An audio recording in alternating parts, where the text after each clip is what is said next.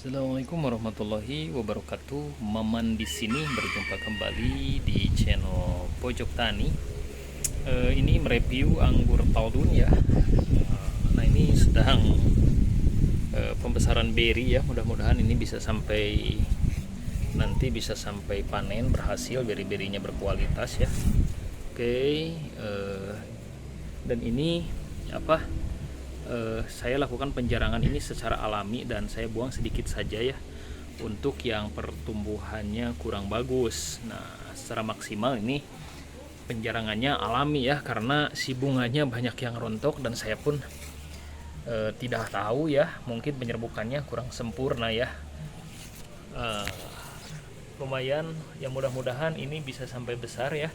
Nah, ini terkait informasi, mungkin ada teman-teman yang menganggap pembuahan Taldun ini sulit, dan memang saya dapat informasi di beberapa YouTube bahwa anggur Taldun itu sulit untuk berbuah ya. Entah mungkin ada faktor yang lain gitu ya yang membuat si anggur Taldun sulit berbuah. Tapi ada juga yang membuat si anggur Taldun itu banyak bisa berbuah dengan membawa klaster yang banyak, terutama yang direkomendasikan itu di potes pucuk ya. Di potes pucuk itu bisa membawa buah yang maksimal katanya.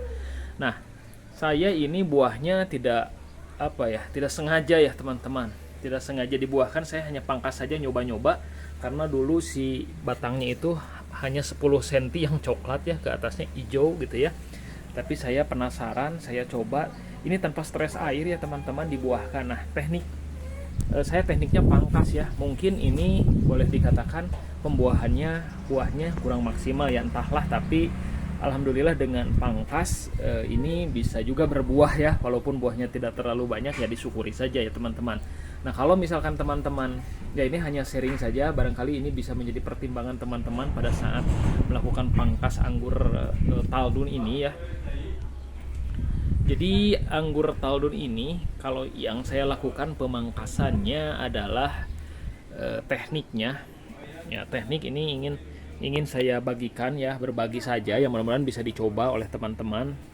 Nah, kalau berdasarkan rekomendasi yang saya lihat di YouTube ya, anggur Taldun ini paling bagus katanya dibuahkan dengan cara potes pucuk ya, potes pucuk, bukan dipangkas, karena kalau potes pucuk mah bisa berbuah banyak ya, entahlah, karena ini pembuahan perdana ya. Apa yang saya lakukan ya, yang saya lakukan adalah semi potes pucuk dan pangkas. Nah, ini tidak menggunakan teknik stres air ya. Juga di sana anggur Lipia yang saya punya juga tidak menggunakan teknik stres air, tapi mampu berbunga. Nah, tekniknya seperti apa ya? Tekniknya yang saya lakukan untuk membuahkan anggur Taldun ini ya. Yang pertama adalah sebelum anggur ini dibuahkan dan posisi si batangnya sudah pada besar seperti ini ya, hijau. Ini saya pangkas di ujungnya ya. Jadi saya pangkas di ujungnya.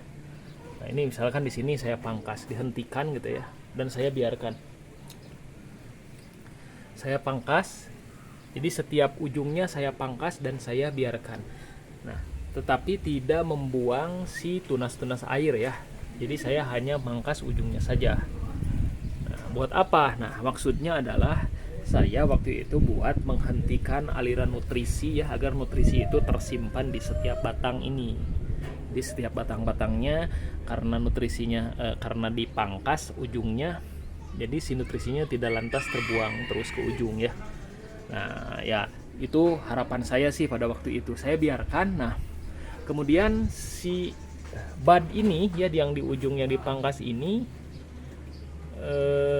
ada tunas airnya, itu saya biarkan tumbuh ya.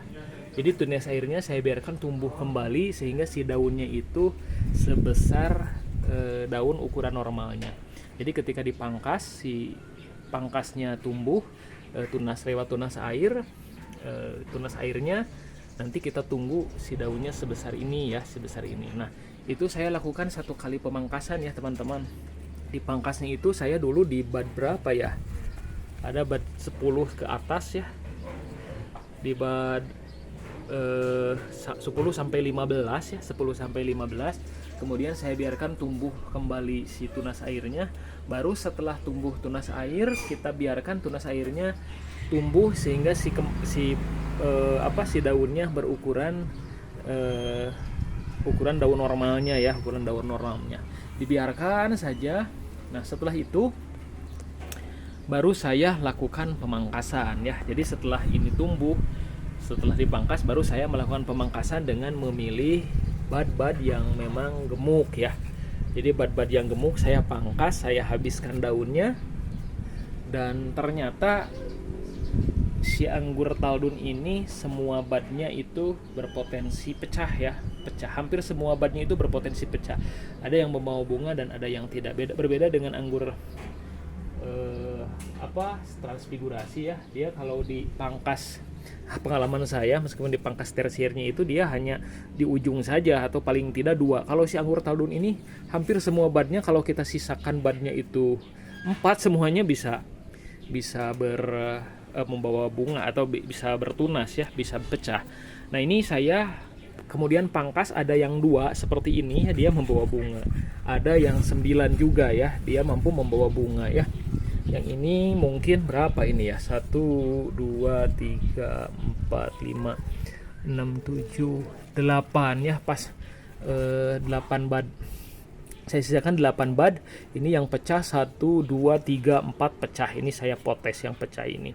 Nah, seperti itu teman-teman. Jadi saya pangkas antara 2 bud sampai 9 bud ya. Dan ternyata ketika semua budnya itu hampir pecah, dia ada yang beberapa membawa bunga. Nah, itu mungkin teknik yang saya gunakan untuk membuahkan anggur Taldun ini ya teman-teman. Jadi anggur Taldun ini tanpa dilakukan stres air ya. Jadi tekniknya seperti itu. Ya mungkin jangan dicoba ya kalau memang misalkan tidak maksimal. Nah, kalau menurut saya mungkin ini pembuahan pertama. Nanti akan saya coba lagi pembuahan kedua dengan potes pucuk barangkali. Nanti saya akan bandingkan ya, apakah memang bisa berbuah banyak atau sama saja gitu ya. Jadi nanti bisa dipilih mana teknik yang terbaik. Tapi kalau rekomendasi dari teman-teman pengangguran yang saya lihat di YouTube itu, Taldun ini kayak katanya potes pucuk itu lebih maksimal buahnya. Nah, seperti itu teman-teman, ini hanya sharing saja, mudah-mudahan bermanfaat. Terima kasih, salam hijau, salam pengangguran.